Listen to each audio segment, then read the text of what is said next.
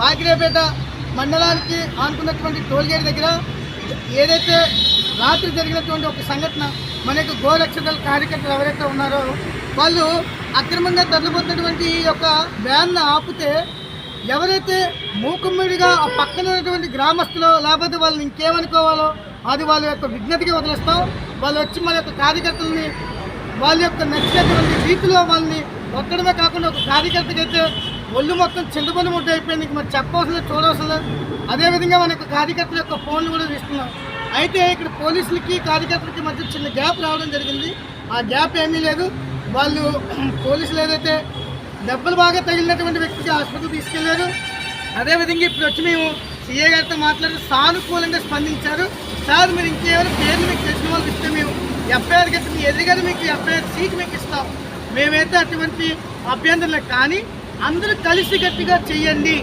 గోవుల గారు ఏ పనైనా ధర్మం కోసం ధర్మాన్ని రక్షించడం కోసం కలిసికట్టుగా చేయండి. కానీ మీలో మీరు గుద్దులాడుకోకండి అని చెప్పి చాలా చక్కగా చెప్పారు. కాబట్టి హిందువులందరూ కూడా ఐక్యంగా ఉండి ఈ యొక్క గోవుని రక్షిస్తే గోవు ఎక్కడైతే రక్షించబడుతుందో ఆ దేశం సుభిక్షంగా ఉంటుంది.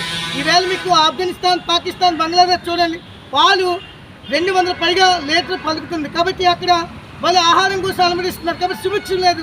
కాబట్టి గోమాతకి, స్త్రీకి ఎక్కడైతే భూమాతకి ప్రాధాన్యత ఇస్తారో ఆ దేశం సుభిక్షంగా ఉంటాయి. కాబట్టి హిందువులందరూ కూడా గమనించి మీలో మీరు కుమ్ములాడుకోకండి. మనమందరం హిందువులు, ఎవరో పక్క వాళ్ళు రాలని మన దగ్గరికి దయచేసి అర్థం చేసుకోండి. ఆవులను చంపేవాళ్ళు వచ్చే జన్మలో కుక్కగా పుడతారు.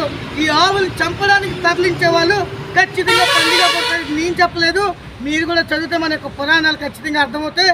కాబట్టి సీఏ గారు సానుకూలంగా స్పందించినందుకు ప్రత్యేకంగా ధన్యవాదాలు తెలియజేసుకుంటూ ప్రత్యేకమైన ధన్యవాదాలు మీడియా వాళ్ళకి ఎందుకు తెలియజేసుకోవాలంటే మా తల్లి తర్వాత తల్లి గోమాత అయినటువంటి గోమాతకి మీరందరూ కూడా ప్రచారం చేస్తూ ఆ యొక్క గోవులను రక్షిస్తున్నందుకు ప్రతి మీడియా ఛానల్ కూడా మా యొక్క హిందూ మహాసభ తరపు నుంచి దక్షిణ భారతదేశ ఆర్గనైజ్ సెక్రటరీగా మీ భారతానంద మహారాజ్ ధన్యవాదాలు తెలియజేసుకుంటూ గోమాతాకి గోమాతాకి గోమాతాకి.